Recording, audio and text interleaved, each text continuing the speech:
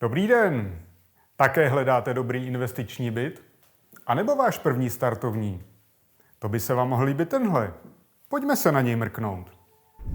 Pěkný byt 2+1 v 9. patře panelového domu na konci klidné ulice Tobrucká v Praze 6 na Červeném Vrchu. Rekonstrukce bytu proběhla v roce 2015.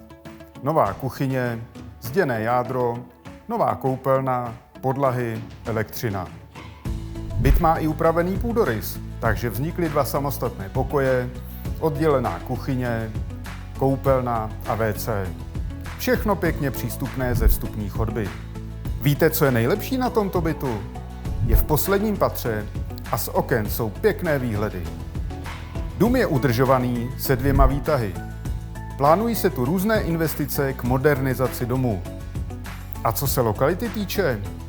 Budete tu bydlet v klidné oblasti, kousek od Tiché Šárky a přitom jen 10 minut chůze od metra Bořislavka.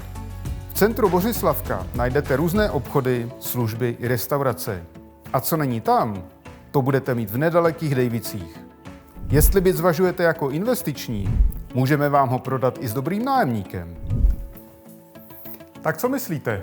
Bude to ten pravý byt pro vás? Zavolejte nebo napište a přijďte se podívat.